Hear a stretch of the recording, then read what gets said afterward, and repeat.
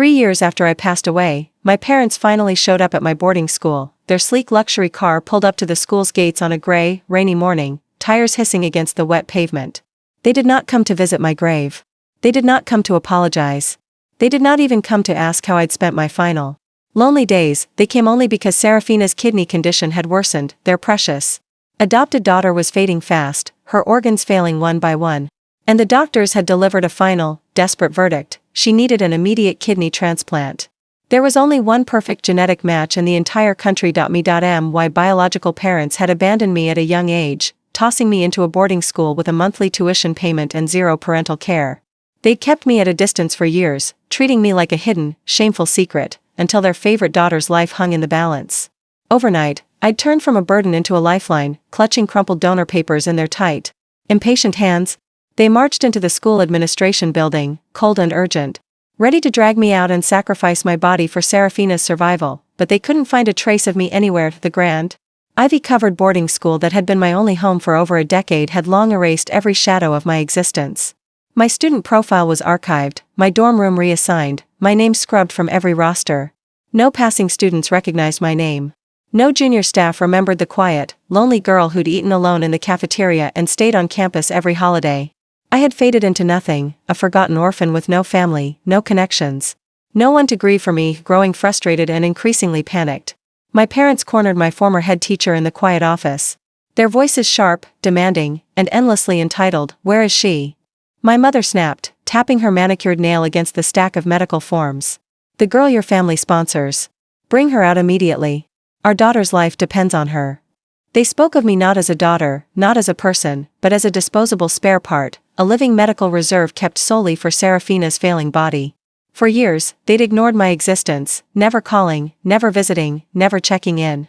They only remembered I was their biological child the second their perfect daughter needed saving. The head teacher looked up slowly from her desk, her expression flat, exhausted, and scathing. A bitter, hollow laugh slipped past her lips as she stared at the oblivious, selfish couple before her, that orphan with no one to look after her.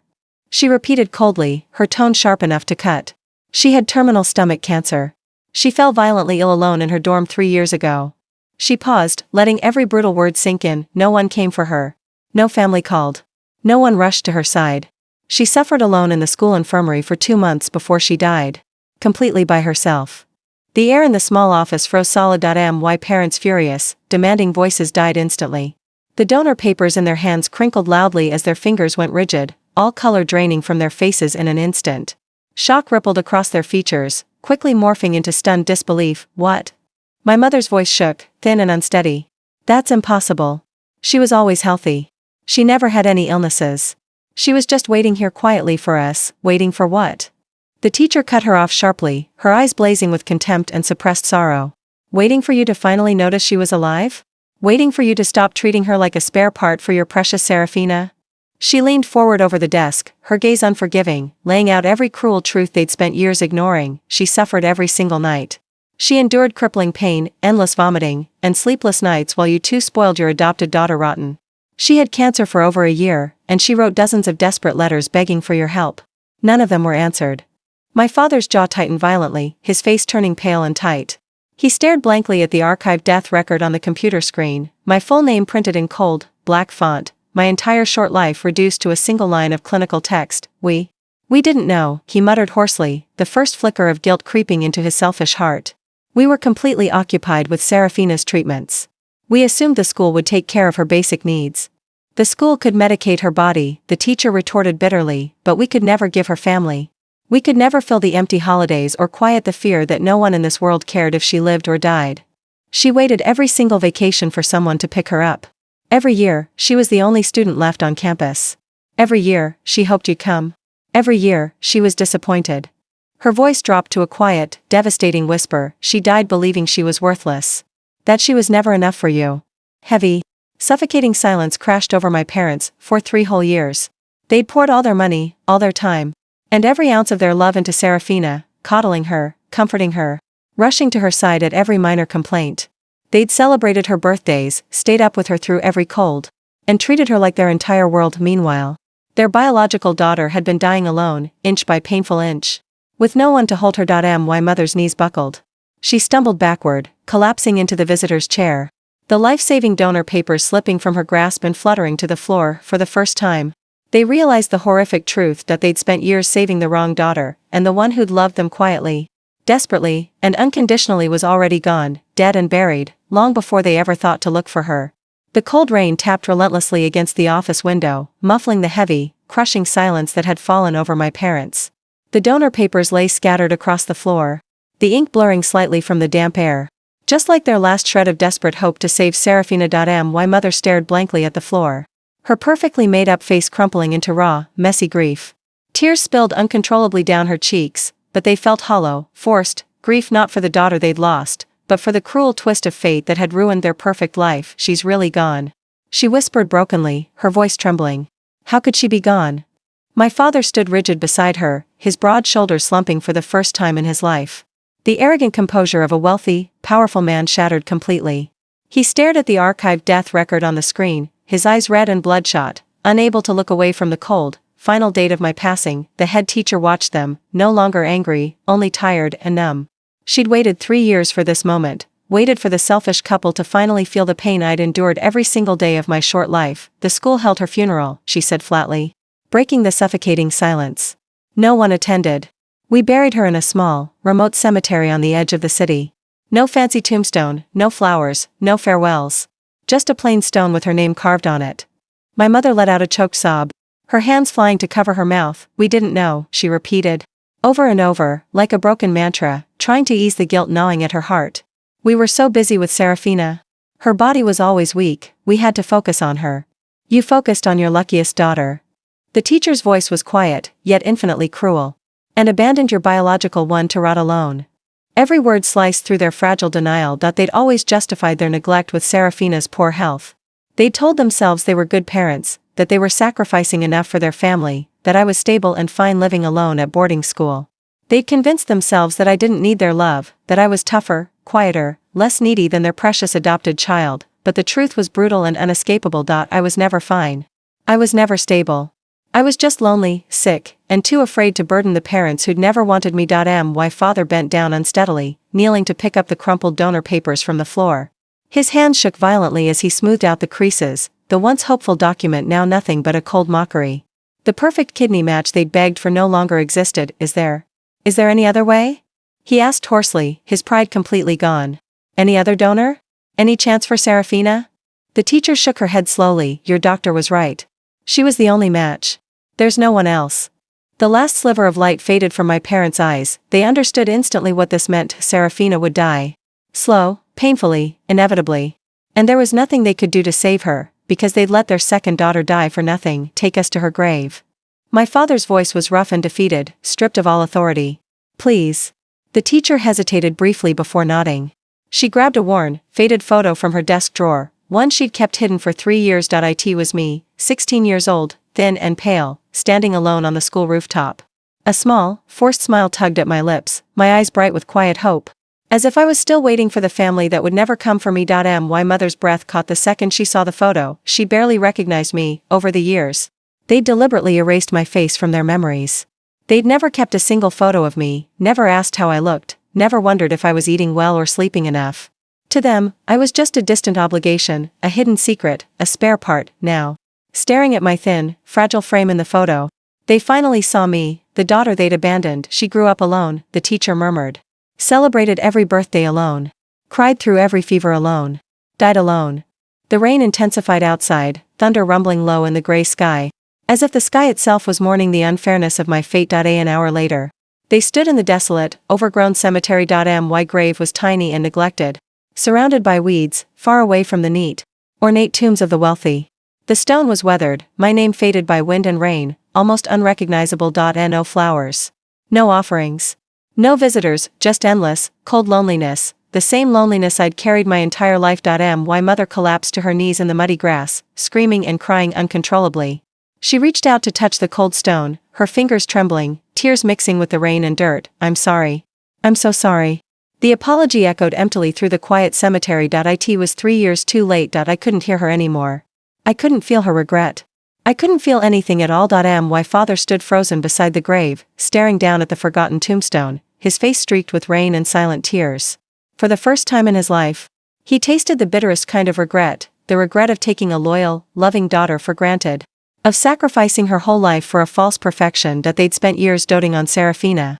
Clinging to her fragile life, oblivious that their real daughter was wasting away in solitude. Now the truth crashed over them like a storm. Saraphina's days were numbered, and the daughter who would have saved her was gone forever. Their regret would haunt them for the rest of their lives. A punishment they deserved.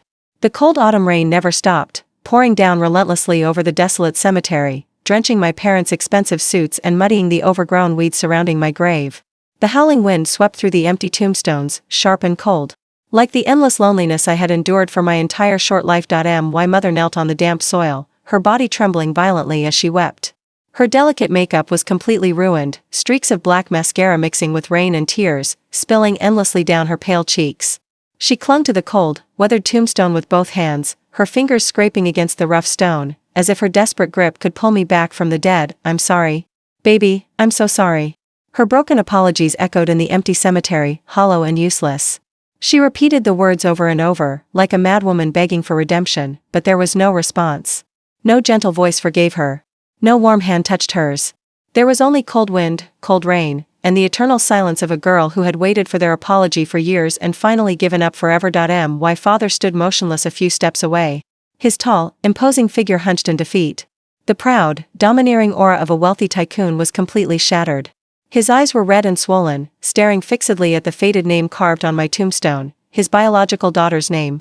A name he had deliberately ignored, avoided, and forgotten for 18 years. He had spent his whole life chasing status and wealth, spoiling his adopted daughter Saraphina with endless luxury and love, blindly convincing himself he was a kind, devoted parent.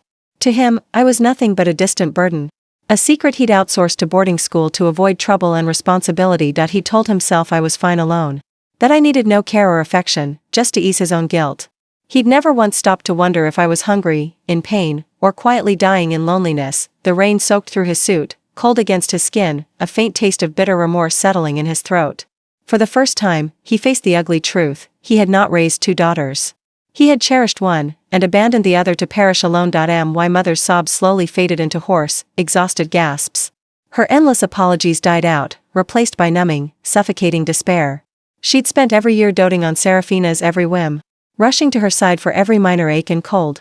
While I'd battled terminal cancer in silence, with no one to turn to. She'd chosen to ignore my rare, timid messages. Too busy tending to her perfect little family to spare me a single thought. She'd thought I was tough, unfeeling, easy to forget, never knowing I'd spent every holiday waiting hopelessly for them, before they could linger in their useless regret. A frantic phone call cut through the heavy silence. It was the hospital. Saraphina's condition had taken a sudden turn for the worse. Her kidney failure was accelerating rapidly, and without a transplant, her hours were numbered. The news crashed over my parents like a final, cruel sentence. They stared at my unmarked, weed-choked grave, rain blurring their vision, and understood the full weight of their mistake. The only person who could have saved their precious daughter was lying right beneath their feet, the sister Saraphina had never even bothered to acknowledge. The daughter they had discarded without a second thought was their last and only hope, and she was gone. No amount of tears, apologies, or desperate prayers could bring me back. No wealth or power could reverse the years of neglect, or undo my lonely, painful death. They stumbled away from the grave, hearts shattered beyond repair, rushing back to the hospital in a futile race against time. But they both knew the truth: this was their punishment. They would lose the daughter they'd spoiled rotten, and spend the rest of their lives drowning in eternal, irredeemable regret for the daughter they'd killed with their indifference. The drive back to the hospital was dead silent. The rain continued to pound the windshield, blurring the city lights into pale, streaky blurs. My parents sat in the back seat, trapped in a heavy, suffocating remorse no amount of money could erase. The earlier hysteria had faded, replaced by a cold, hollow numbness that settled deep in their bones. They had screamed and cried at my grave, begged for forgiveness they would never receive. And now they were forced to face the consequences of every selfish choice they'd ever made. They arrived at the ICU to chaotic silence. Nurses and doctors moved swiftly through the hallway, their expressions grave. The moment they stepped through the door, they could see it clearly: Saraphina was fading fast. Her once delicate, beautiful face was now gaunt and pale. Her lips chapped, her breathing shallow and labored. The kidney failure had spread aggressively through her body, draining the last of her strength. Monitors beeped weakly beside her bed, each slow tone counting down the remaining seconds of her fragile life. "There's no improvement," the doctor said gently, but his words were final and unyielding. Without the matching donor, her body cannot hold on much longer. We've tried every alternative treatment. None are working. My mother's knees buckled again. She grabbed the edge of the hospital bed for balance, her voice trembling with desperate denial. There has to be another way. Please, save her. We'll pay anything. The doctor shook his head slowly, his gaze full of pity. Money cannot fix this. You know exactly who the only compatible donor was. The words hung in the sterile air like a death sentence. They knew. They knew better than anyone that it was me. Always me. If they had loved me even a fraction of how they loved Saraphina, if they had answered my letters, visited me once, or pulled me out of that lonely boarding school, I would have survived. I would have been healthy, alive, and able to save their precious daughter, but they had let me die. Saraphina stirred weakly in her bed, her eyes fluttering open. She saw her parents' tear-streaked faces and forced a faint, confused smile, still oblivious to the cruel truth buried beneath their guilt. Mom. Dad, don't cry, she whispered hoarsely. I'll be okay, right? My father closed his eyes tightly, unable to meet her gaze. He could not bring himself to tell her the truth, that her life was ending because they had abandoned their other daughter. That the sister she had never cared to know had died alone so she could live comfortably. And now that sacrifice had been wasted entirely. My mother leaned down, pressing a trembling kiss to Saraphina's forehead, her heart splitting open with pain and guilt. You'll be fine, baby. We're right here. It was a lie. A weak, meaningless lie. Days passed in slow, agonizing torment. My parents stayed by Saraphina's bedside every minute, refusing to leave, clinging to the last child they had left. They spoiled her endlessly in her final days, showering her with every gift, every comfort, every word of love they had once selfishly hoarded for years. But every gentle touch, every whispered promise, only reminded them sharper of how they had failed me. While they held Saraphina's frail hands, they could not stop thinking of me, alone in a cold dorm room, sick and terrified. With no one to hold me while I died, the guilt grew heavier with every passing hour, gnawing at their sanity. On the third night, Saraphina's condition crashed completely. The monitors burst into sharp, frantic beeps. Medical staff rushed in, performing CPR and emergency treatments in a desperate attempt to stabilize her failing body. But it was useless. Her organs had already shut down beyond repair. Tears streamed down Saraphina's face as she gasped for air, her voice barely audible. I don't want to die. I'm scared. My parents knelt beside the bed, sobbing uncontrollably, powerless to save the daughter they'd devoted everything to. For years, they'd thought protecting Saraphina was enough to make them good people. They'd ignored their cruelty toward me, justified their abandonment, and buried their guilt under endless affection. For their adopted child now, they understood the brutal balance of the world. Every kindness they'd given to Saraphina had been stolen from me, and every loss they suffered now was the repayment they deserved. Hours later, the flatline tone echoed through the ICU. Saraphina was gone. The hospital room fell into absolute silence. No more beeping monitors, no more hurried footsteps, no more quiet pleas for help. Only two broken parents left behind in the empty cold. They had lost their perfect, beloved daughter, and they would never get back the biological daughter they'd killed with their indifference. In the end, they had nothing. No children. No redemption. No way to undo their sins, only endless, lifelong regret, empty, bitter, and forever unforgivable. The hospital discharged my parents 3 days after Saraphina's passing. They left the ICU with empty hands and hollow hearts, no longer rushing to save anyone, no longer clinging to a fragile hope. The world around them felt dull and muted, every sound distant, every color faded.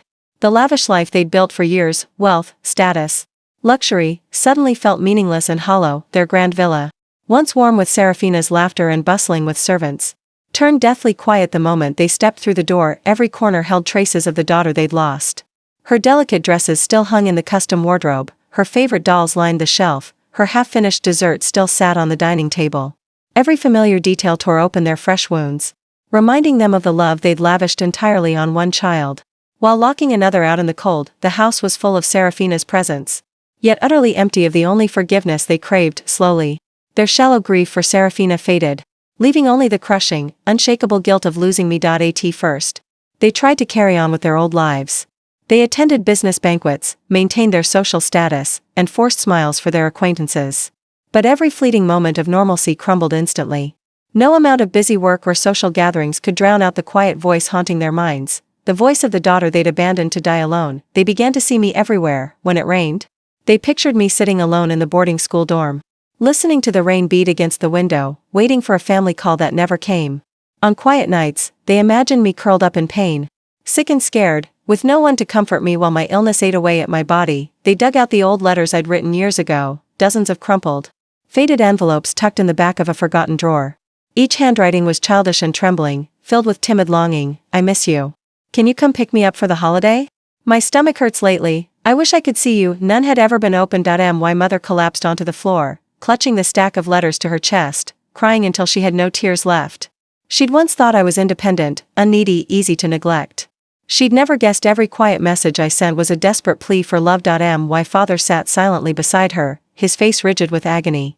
He'd prided himself on being a rational, responsible man, providing materially for both daughters without a single thought for emotional warmth.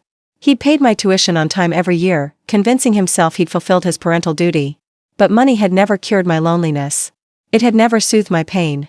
It had only bought me a slow, lonely death. They started visiting my grave every single day. They weeded the overgrown grass, laid fresh flowers, and knelt in the cold wind, talking to my tombstone for hours. They apologized repeatedly, begged for a chance to make amends, whispered all the love they'd selfishly withheld during my lifetime, but the grave never answered. The earth was cold, the stone silent. I was gone, long beyond hearing their useless remorse. Weeks bled into months, months into years, their once bright lives withered away. They sold their company, abandoned their social circle, and locked themselves in the empty villa. They threw away all of Saraphina's things, unable to bear the sight of the child they'd chosen over me. Yet could never erase the guilt of their unforgivable mistake. Everyone around them whispered that they were pitiful, grieving endlessly for their 2 lost daughters, but no one knew the truth. They did not grieve 2 daughters. They grieved the one they'd killed with their own hands. They grieved the love they'd wasted, the life they'd stolen, and the redemption they would never earn. On cold rainy nights, just like the day they'd learned of my death, they lie awake in bed, haunted by the same cruel thought. If they had loved me first, just once, I would have lived. Saraphina would have lived too. They would have had both their daughters, a complete family, a happy life, but their selfish favoritism had destroyed everything. Now they live in endless darkness, trapped in a prison of their own making. No joy, no peace, no end to their regret. This is their eternal punishment, to live every single day with the ghost of the daughter they threw away, and spend every empty night remembering that they lost everything, simply because they chose to love wrong. Time continued to pass, calm and unforgiving. 3 years had slipped by since both Saraphina and I left their world. The outside crowd slowly stopped pitying my parents. People stopped whispering about their tragedy, stopped treating them as grieving parents who'd lost 2 children. The world moved on, indifferent to their shattered lives, but my parents never moved on. The grand villa fell into permanent desolation. The garden grew wild and overgrown. The expensive furniture collected faint layers of dust. No servants remained. No laughter lingered. The once warm home turned into a cold, hollow cage where they dwelled with nothing but guilt and silence. They no longer cried, tears had dried up long ago. What remained was a quiet, suffocating madness that settled deep in their bones. They existed in a numb, gray haze, eating little, sleeping less, living each day just to suffer through it. Their entire world now revolved around me. Every morning before sunrise, they drove to the cemetery. They cleaned my grave carefully, laid fresh white flowers, and sat on the damp grass for hours. Speaking softly into the empty wind, they told me about the weather, about trivial daily things, about how sorry they were, over and over again. They spoke to me like I was still there, listening, waiting for them to make up for every cruel neglect of the past, but the wind never replied. The tombstone never softened. I never came back. One cold winter evening, my mother found an old photo hidden inside the lining of a forgotten wallet, an infant me, wrapped in a thin blanket, eyes closed peacefully. It was the only baby photo they had ever kept of me, staring at my tiny, helpless face. She finally broke her years-long numbness. She realized I had started my life relying entirely on them. I had come into this world needing their warmth, their care, their love. Yet they had pushed me away without a second thought, tossing me into a distant boarding school before I even understood what family meant. "We ruined you," she whispered hoarsely, her voice cracking in the empty study. "We ruined our own child." My father stood beside her, his shoulders permanently hunched. His once sharp eyes were dull and lifeless, aged far beyond his years. Wealth and power had meant nothing in the end. All his money could buy was endless flowers for my grave, endless empty apologies, endless nights of torturous regret. He began to recall tiny, forgotten fragments of the past. He remembered the few times I'd timidly called home during holidays, my voice soft and hesitant, afraid of interrupting their perfect family time with Saraphina. He remembered how quickly he'd ended the calls, too busy comforting his favored daughter to spare me a minute. Back then, he'd thought I was sensible and quiet. Now he knew I was just scared of being unwanted. As the winter nights grew colder, their self-torment worsened. They began leaving their warm, comfortable bedroom to sleep on the cold living room floor. It was the closest they could get to understanding the freezing, lonely dormitory nights I'd endured while sick and abandoned. They starved themselves occasionally, forcing their bodies to bear hunger and stomach pain. Trying to replicate even a fraction of the agony I'd suffered alone, they punished themselves willingly, knowing it would never be enough. One night, a heavy snow fell over the city, blanketing the cemetery in pure white. My parents stood before my grave, covered in snow, their bodies shivering violently. "We have nothing left," my mother murmured into the blizzard. "No career, no family, no happiness.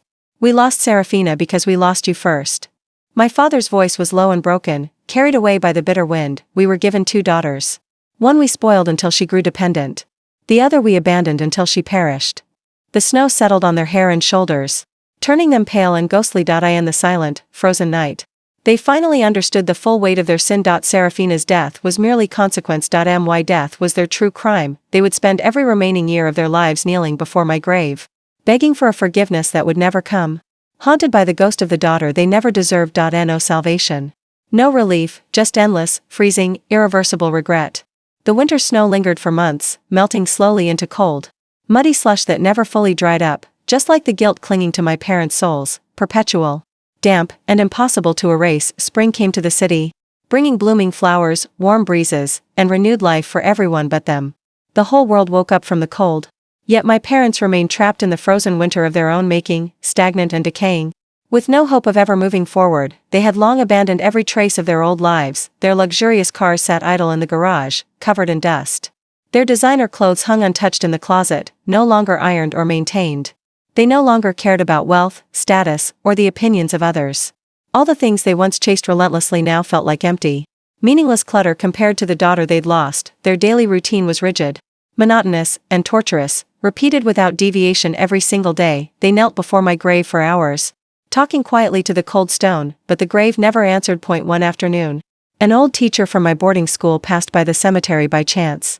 She spotted my parents kneeling motionless in the grass, their backs hunched, their faces gaunt and hollow, unrecognizable from the arrogant, well-dressed couple who'd once stormed into the school demanding my life for Seraphina's. "You still come here every day?" she asked softly. The teacher stared at my weathered tombstone, then at the 2 broken people before her, and spoke the cruel truth no one else had ever dared to say. Those words sliced through their already shattered hearts like a sharp blade, leaving them breathless and trembling. I had spent my entire childhood craving a single shred of their love, and they had spent my entire life refusing to give it. Now that I no longer needed them, now that I was beyond all pain and longing, they devoted their entire existence to me. The teacher left them in silence, walking away without another word, leaving them alone with their crushing remorse. We could have loved her. We just chose not to. That night, they returned to their empty villa, the cold emptiness of the house swallowing them whole. My handwriting grew shakier with each passing letter, my words softer, more exhausted, less hopeful. The early letters were filled with childish excitement and longing, begging for visits and calls. The later ones were quiet and faint, just simple greetings and weak mentions of my worsening stomach pain. No longer daring to ask for anything, tears soaked the faded paper as they read, each sentence a fresh wound. They realized I'd known I was unwanted. I'd known I was a burden. I'd known I was nothing but a spare part for their precious daughter. After finishing the last letter, my mother folded every page carefully, pressing them to her chest, and let out a broken, soundless cry. My father did not deny it. He could not. Days turned into seasons, seasons turned into years. They had no friends, no family, no joy, no future. They returned to their silent, empty villa. They spoke to me more than they ever spoke to each other, pouring out every fragment of their wasted love and endless remorse to a stone that would never listen. They brought fresh flowers daily, trimmed the weeds until the soil around my tomb was always neat and clean, as if tending my grave could somehow make up for the years they left me untended, unloved, and alone. They never celebrated holidays again. No birthdays, no anniversaries, no family dinners. Every festive date that once belonged to their perfect little family was now spent sitting motionless on my grave, shivering through wind and rain, silently remembering how they'd spent every single one of my birthdays in complete ignorance. While Saraphina had blown out countless candles surrounded by their warm smiles, I had sat alone in an empty boarding school cafeteria, eating cheap bread by myself, wondering if my parents even remembered I existed. They began to suffer physical illnesses, one after another. My mother developed chronic stomach pain, the same slow, gnawing sickness that had eaten me alive in my final years. It flared up every night, sharp and burning, leaving her curled on her bed, gasping in agony. She never took painkillers. She refused relief. She told herself she deserved every ounce of this torment, that this stomach ache was the only connection left between me and them. She wanted to feel what I had felt, to endure the endless, lonely pain I'd endured with no one to hold me, no one to comfort me, no one to care. My father's health deteriorated just as badly. Insomnia chained him to endless sleepless nights. Every time he closed his eyes, he saw the same ghost, a thin, pale teenage girl sitting alone in a cold dorm room, clutching her stomach, suffering quietly, waiting for a family that would never come. The guilt haunted his every dream, turning rest into torture. He grew gaunt and skeletal, his once steady hands trembling constantly. His eyes hollow and vacant, stripped of all will to live. They sold all their remaining assets. Every property, every luxury item they once cherished. All the money went to charity, to orphanages, and to medical research for stomach cancer. They donated endlessly, anonymously, hoping their quiet good deeds could somehow offset their unforgivable sin. They funded boarding school scholarships for lonely, abandoned children. The kind of children I once was, but no amount of charity could fix what they'd broken. They saved countless strangers' children, yet they could not save their own. They gave warmth and opportunity to hundreds of lonely kids. Yet they had refused to give even a sliver of love to their own biological daughter. Strangers praised their generosity, calling them kind, remorseful philanthropists who devoted their later years to helping others. They knew better. It was not kindness. It was madness. It was the desperate, futile atonement of two parents who had killed their child with indifference. One autumn evening, when the wind was cold and the sky dimmed early, my mother collapsed beside my grave. She had been kneeling there for hours, whispering broken apologies as usual, when her body finally gave out. The chronic stomach pain flared into an unbearable spasm, stealing her breath, crumpling her frail frame into the grass. My father rushed to hold her, his hands shaking violently, panic flaring in his dull eyes for the first time in years. As her vision blurred, she stared weakly at my tombstone, her lips trembling with her final words, "I'm coming to find you. My baby, don't wait alone anymore." Her eyes closed slowly, and she breathed her last breath right in front of my grave. She died exactly where she belonged, kneeling before the daughter she'd failed for a lifetime. My father did not cry. He did not panic. He simply held her cold body in his arms, staring emptily at my weathered tombstone, a quiet, bitter peace settling over his broken face. He knew it was his turn next. He stayed at the cemetery for 3 more days, never leaving my side. He lay on the grass beside my grave, his body weakening rapidly, starving himself willingly, surrendering entirely to the guilt that had consumed his soul. On the 3rd night, under the pale moonlight, he whispered his final prayer into the cold wind, "We'll spend eternity making it up to you. If there's an afterlife, we'll love you right." He closed his eyes, and the last of the broken family faded away. The villa was left completely empty. No people, no voices, no more endless self-torment. The world kept turning, unaware of the tragic, bitter end of two people who once had everything. They had lost their favored daughter to fate, and lost themselves to the ghost of the daughter they'd abandoned. In the end, they got the only atonement they deserved: a cold, quiet death beside my grave, and an endless eternity to repent. The cemetery fell back into complete silence after my father's last breath faded into the night wind. 2 bodies lay motionless beside my grave, covered by the faint glow of the pale moon. The couple who once ruled high society, who possessed endless wealth, status, and a future full of possibilities, died forgotten and alone in the cold grass, clinging to the tombstone of the daughter they had destroyed. No one came for them. No relatives rushed to mourn. No friends grieved their passing. No servants knelt to pay their respects. In their final years, they had cut off every connection, abandoned every relationship, and isolated themselves from the entire world to live in endless repentance for my sake. The next morning, cemetery staff found their bodies beside my simple, weed-trimmed grave. The news spread briefly through the city. A pair of wealthy philanthropists who devoted their later years to charity had passed away quietly in the cemetery. People sighed and murmured over their tragic fate, pitying the couple who'd lost both their daughters and eventually lost themselves. The public praised them until the very end. No one knew the truth. No one knew their so-called tragedy was nothing but self-inflicted punishment. No one knew the 2 grieving, kind parents had abandoned their biological child to die a slow, painful death in lonely solitude. No one knew their charity, their donations, their endless good deeds were never redemption, only a coward's desperate attempt to numb the rotten guilt eating their souls alive. The world remembered them as good people. Only the wind, the cold soil, and the long dead me knew they were sinners. They were buried not far from my grave, side by side, exactly as they'd wished in their final moments. In life, they had never stood by my side. In death, they were forced to spend eternity beside me, trapped in the shadow of the child they'd discarded. Their grand empty villa was auctioned off. Their remaining fortune was fully donated to orphan aid programs, continuing the chain of their futile atonement. Every trace of their existence in the world slowly faded. Their names faded from social pages. Their stories were forgotten by the public. Their mistakes buried deep with their rotting bodies, time moved forward ruthlessly, erasing all traces of their pain, their regret, and their crimes. Only my grave remained quiet and unchanged on the quiet hillside. Seasons continued to cycle. Spring bloomed, winter froze, rain washed over the stone, wind brushed over my faded name. No one visited me anymore, the daily flowers stopped appearing.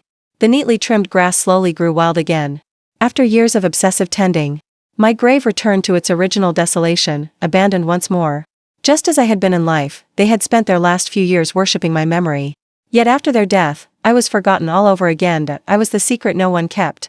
The pain no one remembered, the sacrifice that never mattered to anyone but the two people who'd ruined me. Sometimes, on quiet rainy nights, the same kind of rainy night, they'd first come to my boarding school begging for my life. I could almost feel the old loneliness creeping back. I had waited 18 years for my parents' love. They had waited 3 short years to repent. My suffering was a lifetime, their regret was only a fragment of time, and in the end, the world pitied them, while I stayed buried underground.